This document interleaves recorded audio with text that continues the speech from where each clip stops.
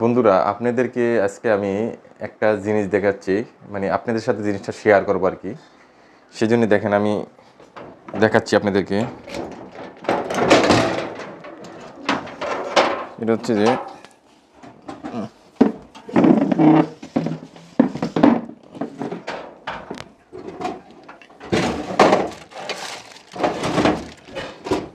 বন্ধুরা, এই যে এই কাগজটা দেখতে পাচ্ছেন, এটা হচ্ছে প্রায় 65 বছর আগের কাগজ।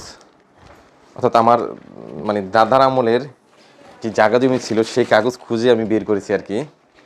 দেখেন, এই কাগজটা হচ্ছে 1955 সালে এটা লেখা হয়েছে আর কি। এই কাগজটা, এটা হচ্ছে খতিয়ান।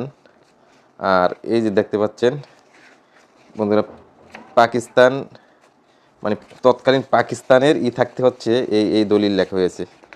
লেখা কিছু বোঝা যাচ্ছে না আর কি।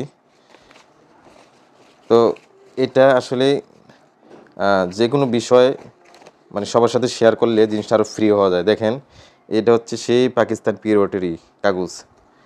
তো যাই হোক বন্ধুরা, একটা বিষয় হচ্ছে কি জানেন, মানে যখনই কোনো কাগজপত্র নিয়ে দৌড়াদৌড়ি করবেন তখন আপনার মানে মেধা বাড়বে এবং কি আপনার সাহস বাড়বে।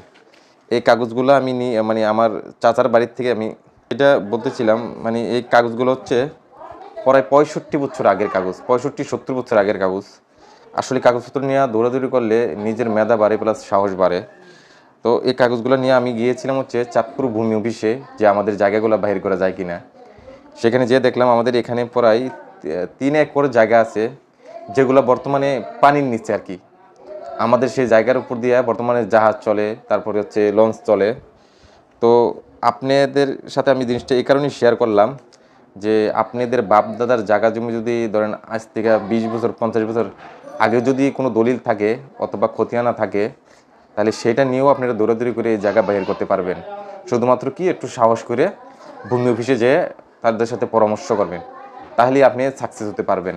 যেরকমটা পেরেছি আমি চেষ্টা করলে আমার এই জায়গা জমির সম্পূর্ণ কাগজপত্র আমি বের করতে পারবো।